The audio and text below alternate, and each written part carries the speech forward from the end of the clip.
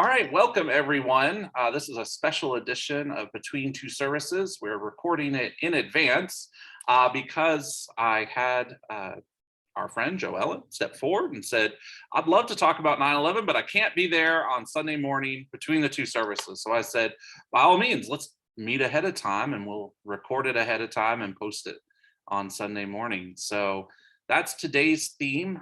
We are 21 years out from that day. And that day, I think that if you had any, if you were sentient at all on that day, you have a memory of where you were and what you were doing. I remember being in my second floor RA room at Barnes Campbell Hall at Western Kentucky University that's since been torn down and demolished, and got a phone call from a friend who said, turn your TV on now. And I turned it on, and the first tower had been struck, and I sat there and watched as the plane flew into the second tower, as so many other people did, and the chaos and the confusion of that day. That was my memory. Of course, I was in Bowling Green, Kentucky, and remembered it as not something that felt like it was occurring everywhere, but also it was both very connected to, because these were hugely symbolic buildings, the World Trade Center, the Pentagon, but geographically we were far away, but then also the confusion and not knowing what exactly was going to happen or why this happened. So that's my memory of that day. And can you share a little bit, Joellen, about what was 9/11? What was your day, 9/11, 2001? Well, in 2001, and for years before and years after that, I was living in the Washington, D.C. area, and I was working for the government. I was a civilian employee of the Navy Department. So I was working for the military, with the military, had been both a civilian employee of the government itself. Actually, on 9/11, I was a contractor developing a piece of electronics for the Navy, but always right there in that Washington area and on and off of Navy bases, in and out of Navy buildings, most of my career, really. So by that time, my husband and I lived well out in southern Maryland, about 45 minutes south of Washington. And I worked in Falls Church, Virginia, which was about 20 minutes northwest of Washington. So I had a long commute, and it was an hour if everything went right, or more than that if it didn't. So I had developed an arrangement where I got to work at 10, because that meant I could leave the house at 9 and I would miss some of the traffic. So that meant that I could have that hour commute. And I used to listen to books on tape, as they were called back then, because it really was tape, and you really did stick the thing into the dashboard. And that helped to pass the time. And there were a few places along that route, the Potomac River bridges. I used to go in past Andrews Air Force Base, and then in along the Parkway to South Capitol Street, and then up over into Washington for a brief period, and then back out again across the bridge into Virginia, and then on up to my office. So there were a number of places where that could be a bottleneck, but I would listen to the traffic report before I started the tape, and then I wouldn't really pay much attention to it if I was past some of those points. I would just keep listening. And so that day I was driving along, if any of you have been in that area, I was driving along Suitland Parkway, headed toward the district, and I saw ahead of me a big column of smoke. This was about 9:45, maybe 9:35, right around in there. And the way it was angled and the way the road was angled, I thought it was in Washington. I thought, boy, there's some big fire someplace, but I didn't think too much of it, because I thought if it's anywhere except this little corner of Washington I have to go through, it's not going to impact me. And then as I got closer, I thought, that is a giant column of smoke. I better turn the radio on and see what's going on. And of course, the Pentagon had just been hit. As you said, Dana, nobody knew what was going on. The towers were hit. I could hear that on the radio. The second tower had fallen, I believe. And at that point, it was very clear this was not an accident. This was not a mishap of something. This was an intentional action. And so here I am, I'm driving toward Washington. I know I'm going to get on a freeway very quickly that's going to limit my ability to get off or on. I'm going to be driving by the Pentagon. I know people that work in the Pentagon at that point. I mean, I'm wondering for their safety. I'm wondering just the whole thing. And in the meantime, I'm driving along and I'm still going about 50 miles an hour because the traffic has not done anything really. So as I get into the district, I tried to call my office and the cell phone just gave me the rapid busy. There were so many people trying to use their cell phone that it jammed the entire system. You couldn't call anybody. So just kept driving. And as I got into the district and I got on that freeway, 395, if any of you know it, it's usually pretty crowded at that time, even at that time of day. And there were very few cars on it. And there were no cars coming in to the district. And what I found out afterwards was the police had taken the very radical, I think unheard of to that point, action of closing those lanes because they intended to turn the entire freeway around and let all the lanes, both in and out, lead out of the district so that they could get people home. Because again, you didn't know if you were the next target and people were going to be trying to leave. So I kept going. Well, then it got pretty congested as I was trying to cross the Potomac near the Pentagon, and I could see the flames, I could see the smoke. There were vehicles all over the place. There were still people climbing over the guardrails, crossing the freeway. We were all going very slowly at that point, of course, and anyone could see that this was an emergency. And there were people down in the parking lot. They had already set up, I could see down in the Pentagon parking lot, I could see already people tending to wounded. And I was trying to figure out if the people that I knew were in the part that looked like it was burning, and I couldn't tell because the Pentagon is it's a huge building. It is 5-sided. That's why it's called the Pentagon. And it looks kind of generic from the outside. And once you get inside, the corridors are numbered and the rings are numbered and you can know where you're going, but I couldn't orient to what I was looking at on the outside. I never really thought about where are the people that I visit on the inside and where do they sit if I look at it from the outside. I'd never figured that out. So I was worried, still trying to call my office. I was working in a building that had 10 stories. We were one of the tallest buildings in that area. Nobody knew if maybe they were targeting tall buildings. We were on the top floor. I finally got hold of the office. Then they said, yes, they were still going to continue business that day. And then I got a call back. No, we were going to be closed. So as I was looking over at the Pentagon, I was very emotional because it strikes to the heart of America and where we should be all safe. Where can you be less in danger than right in the middle of the military stronghold of Washington? And so it wasn't very long before there were fighter planes overhead, ours, protecting whatever they could. They swarm around the Capitol and the Washington buildings. And then there were no more airplanes in the sky at all. All the airplanes were grounded there for the next few days. And it was astonishingly quiet.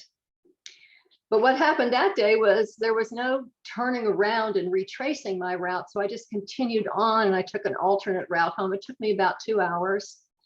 And I called my husband. I was able to get him. And then he's an attorney. He was, I think, in court that day, or having to do something. Anyhow, I couldn't get to him right away. And I had just bought a new horse, and the horse had arrived the prior weekend. So I went to the barn to be with the horse.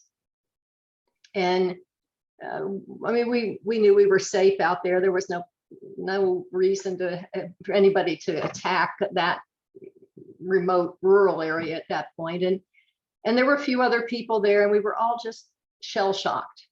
Just so then my husband and I had lunch and probably went home. I don't remember what we did after that, but of course the news filtered in within a few hours. And the next few days, I had known someone who was on the plane. One of my coworkers was on the plane. None of the people I knew were injured in the Pentagon. There were, in the end, 125 people in the Pentagon who lost their lives. Only about 65 or so on the plane, because the plane was only about third full. The Pentagon had been undergoing renovations over a very long period of time. It was a 15-year renovation plan where they would empty out a certain section of it, renovate it, put in new plumbing, new wiring. This is a building that dates to the 1940s, so it pretty much needed it by that time. They replaced all the windows with Kevlar, took the glass out, put in Kevlar. And so this was a section of the Pentagon where that had just gone on, and not everyone had moved back in yet. So the Pentagon also didn't have as many people in it in that section as it otherwise might have. So all of this conspired to mean there were fewer casualties. So a couple weeks later, we had a meeting at work down at the Navy base, and this was something I went to every 2 weeks. It was a big team meeting to kind of just report in, where do we stand with all sorts of things. And one of our guys, one of our team members worked in the Pentagon, and he came down to tell us what was going on. He gave a report of that day, and he said they were in their office. They were in the section that was hit. But if you know what the Pentagon looks like, it's a series of ring buildings. There's 5 of them, and they're completely separate buildings, 50 feet wide, and then a 30-foot open area, and then another building that's 50 feet wide. It goes in concentric rings. And the plane penetrated through the first 3 rings, but they were in the next to the inmost one. So he said they were all watching the Twin Towers on the television. I'm gonna tell you, no work was getting done that morning. Certainly everybody was just dumbfounded. And they heard the blast, and they saw the fire outside the windows, the explosion, but he said the Kevlar held. So these guys are almost all military veterans. They certainly all have security training. He said we all just jumped under our desks, and then came out, and the captain in the office gave the order to evacuate. This is where in the military, there's never a question of who's in charge. There's always a senior officer, and people, especially in an emergency, will look to that system to say, what should we do? So that it's an organized way. So they made their way down the corridors. The Pentagon is huge. It has 23 miles of corridors in it, but for the 25,000 people who work there, but you can get from anywhere to anywhere in the building in about 7 minutes of walking, because it's just arranged in a logical way. And it was done that way on purpose. They didn't want during the war to have elevators, because they were made of steel, and they needed steel for war materials. So they built the Pentagon with stairways and ramps, actually big broad ramps that go up among the floors. So in any case, he said on the way out, they encountered some people who were trying to break through a drywall partition to get out. So they helped them, pulled them to safety, and they all got out. And then they began to help with triage of the wounded out in the parking lot. It wasn't very long before the fire department got there, and I took over in a sense, but I have to tell you that I don't think the military gave up their first aid spots too quickly if they were needed. I think that it was a pretty orderly transition over. But that day, I was working for a contractor then. I made up my mind that I needed to go back and work for the government directly because I thought I could do more good and have more influence that way. And that did happen a few years later. Actually, my guys I was working with at that point, Navy guys, said, we don't want you to come back in. You're doing exactly what we need, and you can do it right there where you're doing it. And we don't want you to change jobs right now. But I did eventually come back inside to the, so that was our experience, and it changed America forever. So, I mean, yeah, and that's such a crazy thing to follow up on, is because it really was a radical change. And I just remember the confusion of those days, like, you know, are they going to cancel classes or not? There was no one, it seemed like everyone's threat assessment was off. I can remember gas stations that, you know, in Kentucky of all places, that locked their doors. And if you wanted anything, you had to like, you know, like go to the door and pay, and then they would get you whatever you wanted, because there was all of a sudden just this reaction of fear and insecurity, which is understandable, but it was also hard to quantify. I mean, because, you know, the visual nature of it hitting very symbolic buildings at really important places in our culture and in our country and in our government,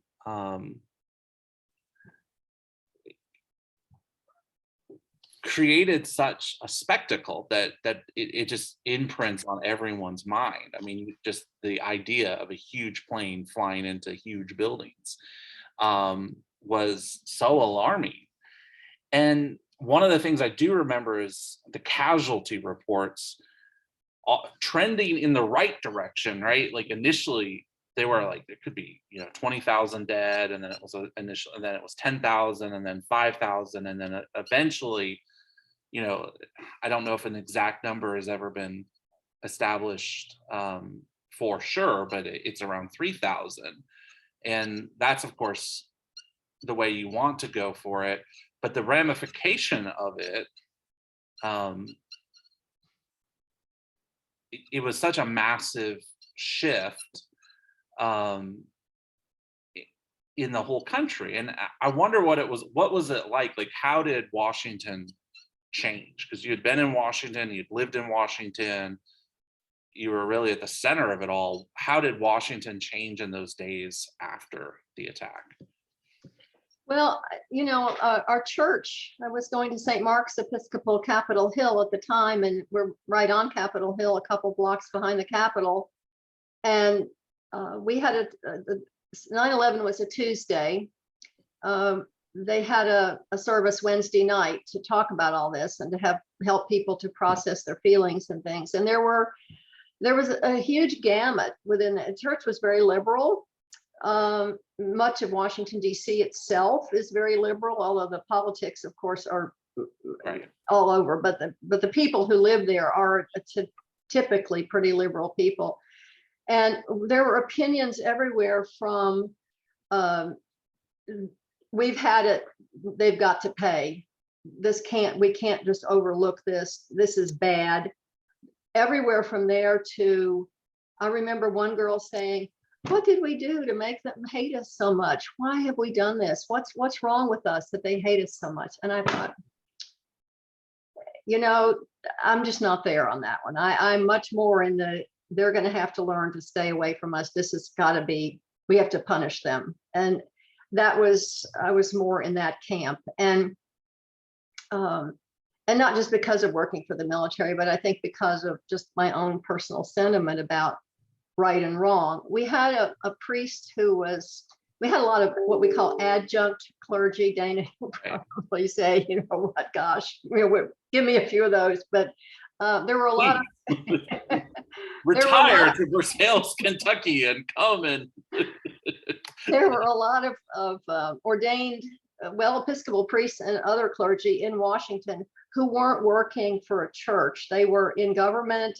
they were in policy-making organizations or something, and often they would ally with a congregation. And we had one guy who was an Episcopal priest, but he was working at National Institutes of Health, He was head of bioethics there. Mm. So he had to look at what is right and what is wrong every day. That was his job, to figure out what is right and what is wrong. And he preached a sermon in a week or two, and he said, this was evil.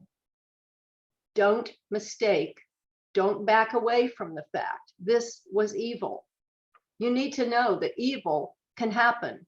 This is evil. Don't try to gloss over it. Don't try to not name it as that.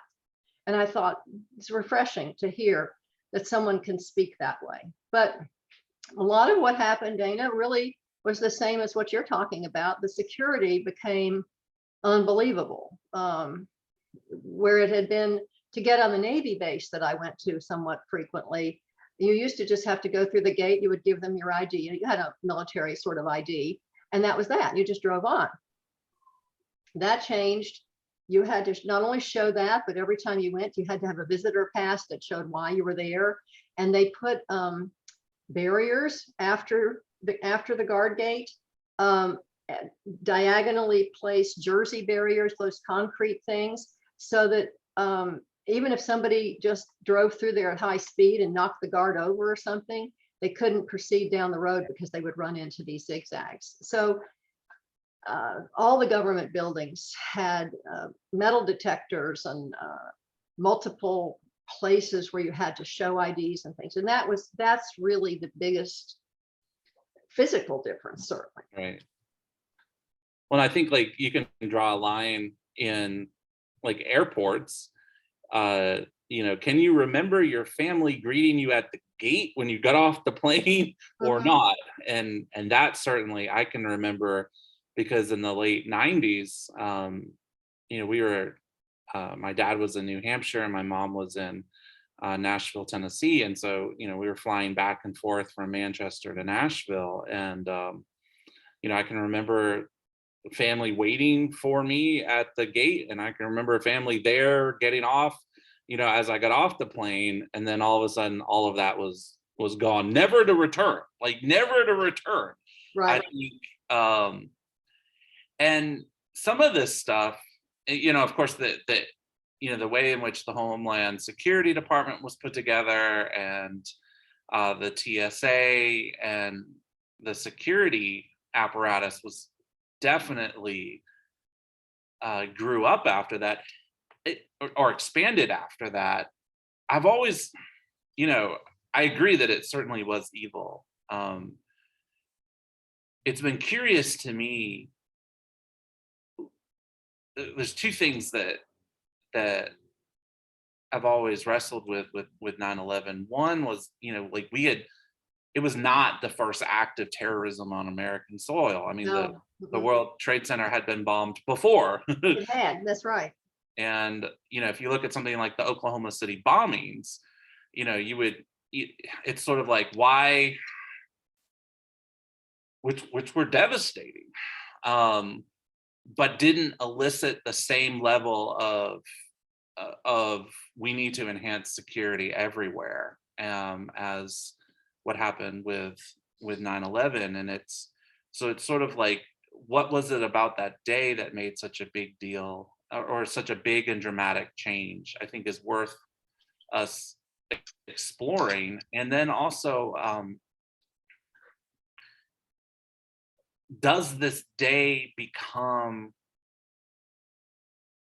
forever enshrined in our national consciousness or not, right? And this is something that I've noticed in our community. My daughter's birthday is actually 9/11. It wasn't 9/11/01, it's 9/11/12. So we waited until about fourth grade before we ever sat her down and asked and answered the question, like, when she says her birthday is September 11th, why do some people go, oh, right? And sometimes you'll see, like, people will comment, well, the school didn't do anything to commemorate 9/11.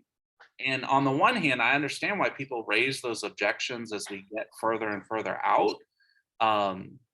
But at the same time, it's sort of like, well, December 7th was supposed to be a day that lived in infamy, right? And but how often does December 7th just pass without anyone, Pearl Harbor and that massive attack felt very different to my generation than my grandparents' generation. And so I assume 9/11 will feel very different to me than it will to my grandchildren.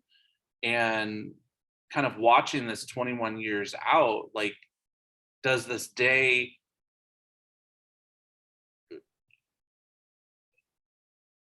get kind of less, not less important, but less front of mind as time goes on? Or do you think that this is going to be a day that's going to really stick with us for a long time? I think it's definitely less front of mind now than it was. And I think that's natural. There's a lot of people, anyone who's 21 or younger has no memory, no personal memory of this at all. And I mean, if you look, my background is as a historian. So I look at these things also from that lens. And I think any of the big important events that have happened in our country seemed very important to the people at the time, and they were very important. Right. And only a handful of them are commemorated in any way. And many of those have lost the original meaning and have taken on some sort of a morphed type of meaning. So, like Memorial Day mattress sale, right? well, exactly. Memorial Day and Veterans Day are big days for sales, as is Labor Day. And so, yeah, I think, and I don't think that that's necessarily bad. There was a movement, I think, afoot at the early on to call September 11th and make it another federal holiday and call it Patriots Day. Right. I could see that. I think that the government took a look at how many federal holidays are already on the calendar, and there's something like 10 or 12 of them. And they said, and they have to pay people on those days. Right. Lots of places are cold. They just said, this is getting a little out of hand. So, so that didn't materialize. But I think they'll lose the immediacy of it. I think it was very immediate because we felt that we'd been violated. We'd been invaded. It wasn't somebody from the US who did this action.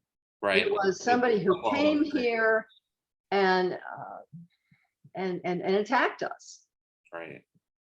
I think that sense of violation was very strong that day. How could someone come in from the outside and get through whatever safeguards we might have had? Right. And granted, they were slim. As we found out later. But that was why I think it made such an impression. And we've gone a long way since then. We've been at a war at some level. The war on terror has continued ever since then. We just killed another Al-Qaeda operative not more than about 3 weeks ago, a fairly high-ranking one, someone that we've been tracking for decades or so, long time in any case.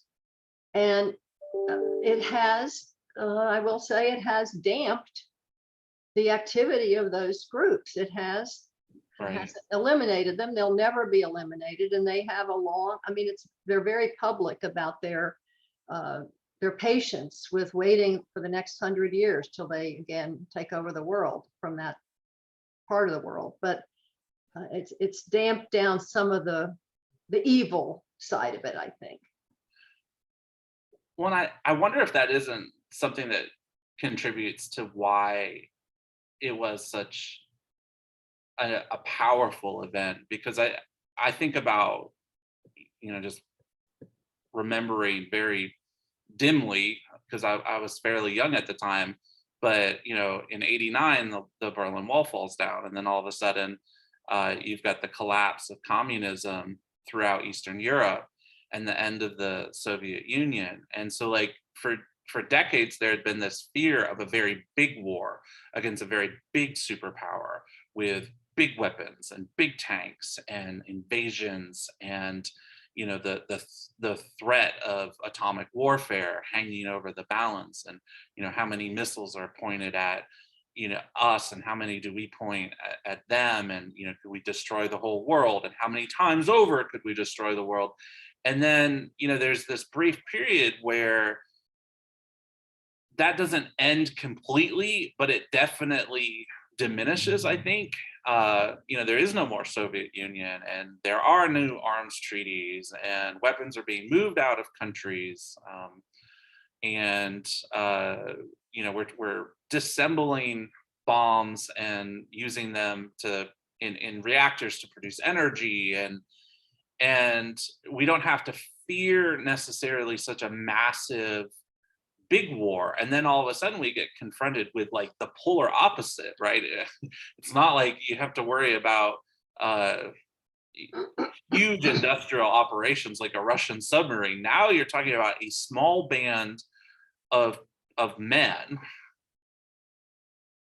who are highly motivated, are getting some resources from the outside, but really are just of a small group of people, and they're armed with box cutters. Like the threat shifted so dramatically. At least the threat that was the most present in people's consciousness, right? And so, yeah. Well, I think that there's, I do read a certain amount of history, and I've just read a book called The New Silk Roads, and it's a somewhat acclaimed book, but the thesis that this man puts out, he's an Oxford professor, and the number of footnotes and references is really mind-boggling in this book. But his theory is that part of the world, Central Asia, was dominant for quite many millennia, and really that power shifted only when the Americas were discovered in about 1500 or so. The power shifted toward Europe, and Right. and colonialism began in a very big way, although colonialism was nothing new. I mean, you could look at what the Romans were doing, and they were colonial Right. in the biggest of ways.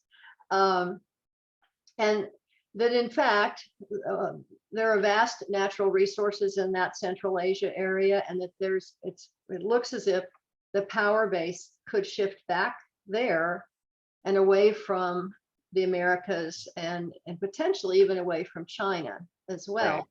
So he talks about the resentments that are boiling to the surface now, which go back 200 to 300 years in who kind of what we used to call Who Shot John. Right. Just tribal resentments and resentments from countries coming in, like Great Britain coming in and running some of the oil companies in the Middle East, France, other Italians, European countries coming in, that part of the world pushing back against that. It's awkward, it's bloody, it's not graceful, but some way or another, they're going to rule themselves at this point. And they're going to have their own cultures, which are very repressive against women, Right. if nothing else.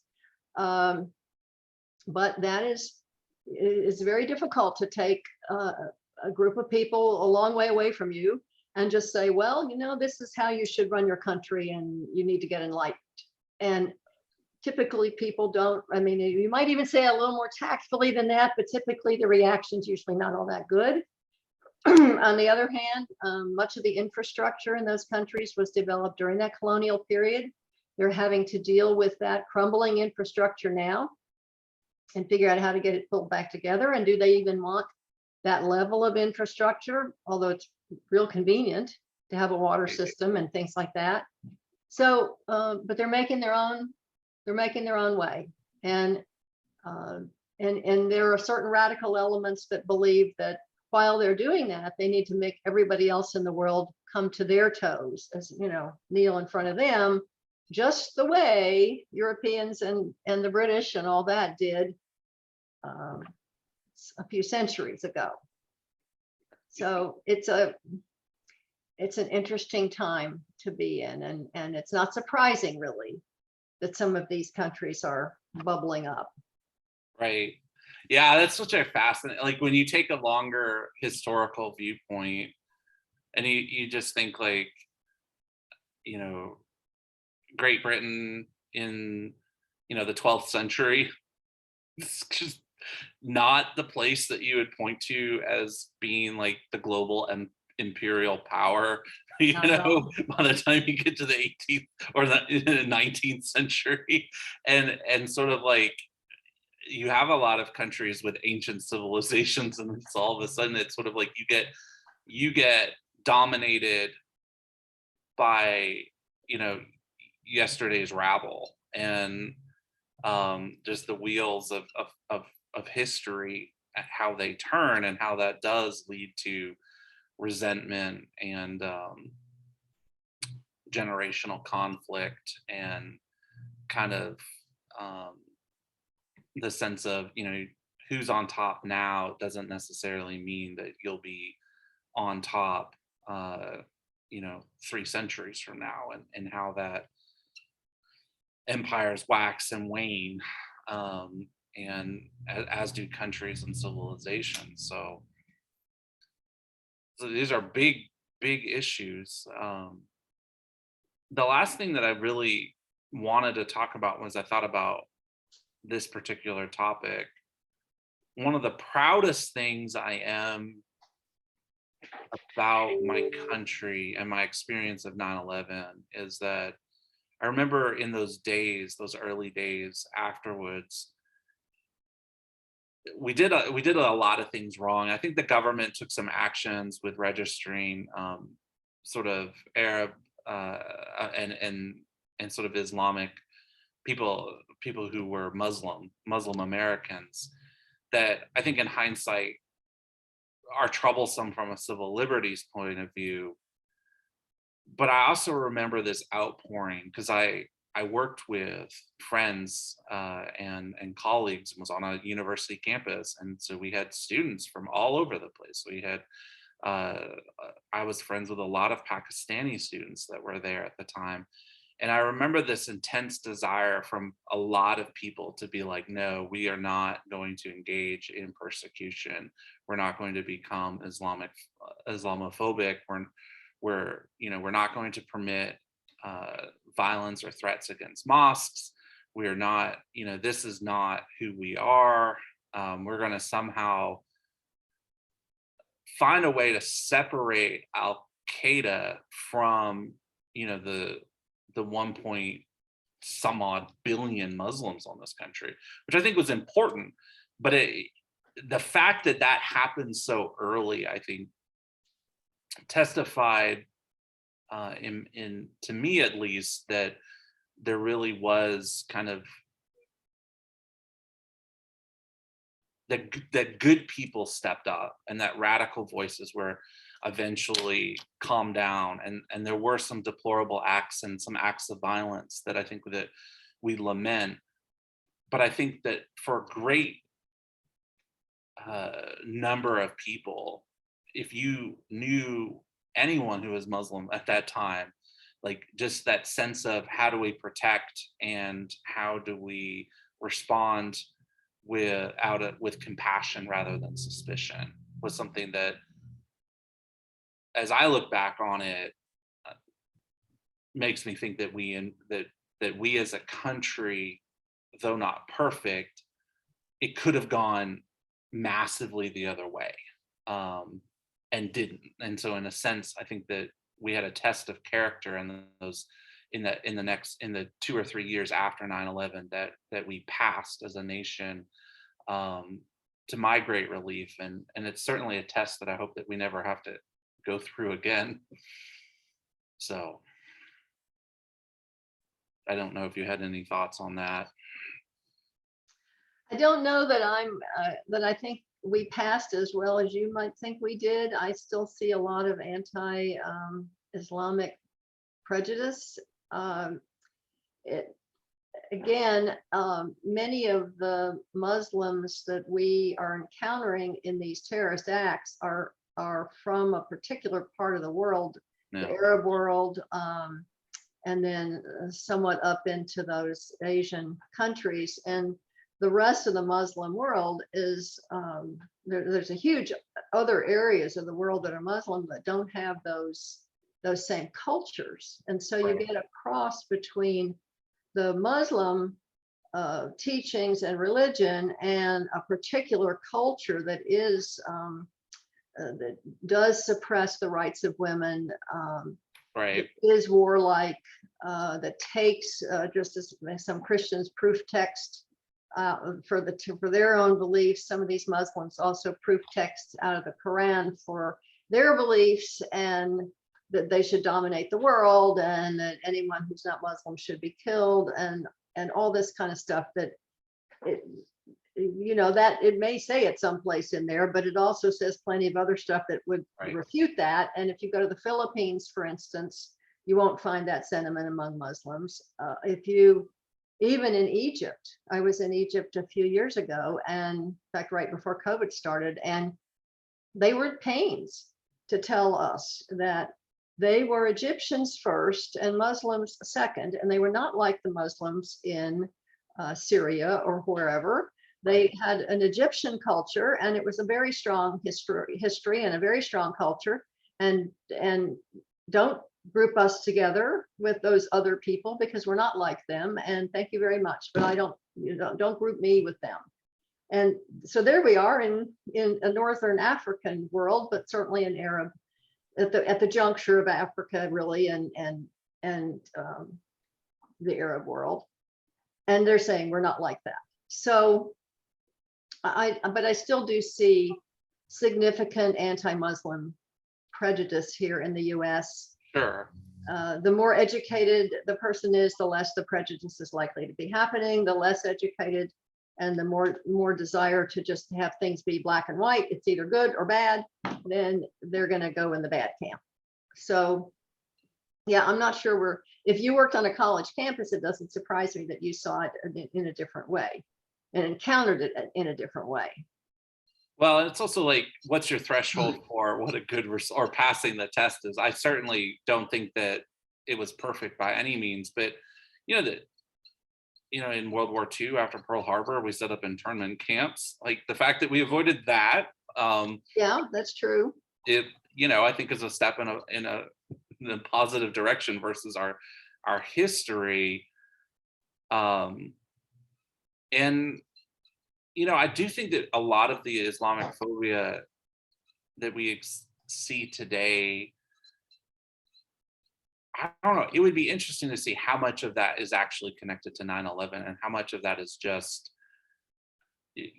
much more related to political developments that have happened since then. I mean, because there's always a sort of tendency in politics to label an other and to project hate onto them. I mean, that's a very, unfortunately, effective political tool. And so, and there was certainly Islamophobia in the United States before 9/11. And so I think that's where, in my mind, the fact that things weren't worse than they were after such a huge visible attack, to me, does testify to the capacity of everyday ordinary people being able to step up and to say, we're hurting, we're scared, but we're not going to give in completely to our pain or to our fear. And we certainly don't want to victimize innocent people. I think you're right about that. And I think certainly, as you speak about that, I realize that you're right, that we didn't overreact really against the generic Arab or Muslim in our midst. It was much more a realization that this was a particular group and a particular set of individuals. So yeah, I hear what you're saying. I think you're right about that. And it was such non-conventional warfare. I mean, you're right. We were preparing all those years for another conventional war. And this is completely not that. There's not even any country that claims these people in most cases. So you can't declare war against a country. You can't embargo their products. You can't blockade their shores. They're just not, you can indirectly try to pressure, but it's very different. And so I'm glad we didn't inter people the way we did with the Japanese in World War II. I think everyone looks at that as a bad time in a blot on our history. So, well, and I think it helps us as we think about into the future, you know, our Christian vocation to protect the dignity of all people, I think has to be part of our reflection and our assessment of that. And because there will come a time, you know, as sad as it makes me, but you know, I would not expect being 40 this year, you know, that this is going to be the last major terrorist attack that I see in my life in the United States. You know, there's definitely the possibility that another big spectacular attack. And so then the question for the people of God is, you know, how do we prayerfully build connections, build bridges, build understanding so that we can act in the moment, not from our worst place, from our fear, from our anger, but instead can also have a measure of humility and charity and compassion towards our neighbors. I think that's a huge work of the church, is to, you know, when the world's on fire, how do we be the people who know how to use the fire extinguishers, right? You know, like good point. Good way to put it. When tempers are just flaring, how can we be the people who still direct people, who can still have a measure of peace, knowing that peace is God's ultimate desire and gift to us. You know, like Jesus doesn't appear to the disciples and say, you know, I give you righteous indignation. No, I mean, Jesus appears to the disciples and says, I give you peace. So yeah. Well, this has been a great conversation. It's gone a little longer than I had planned, but I really appreciate you sharing these reflections. And is there anything in closing that you'd want to share with the parish? Not really. Well, maybe I will be flying myself on 9/11. We pray for safe travels. Thank you. I would pray for them anyhow. And it's I have to say, it wouldn't be my first choice of a day to travel, but that's how the travel plans worked out. And so I'll be getting on an airplane in Lexington at 6:15 in the morning. And I should be at St. Mark's Capitol Hill for a 10 o'clock service. And unless you hear otherwise, that's where I am on Sunday. Well, we hope you have a wonderful visit to St. Mark's. And that too, I think, is a testimony to faith. Flying to Washington, D.C. on 9/11. On 9/11. So yeah. Safe travels. Thank you. And thanks for sharing with us this morning. Thanks, Dana. It was a pleasure. Bye. Bye-bye.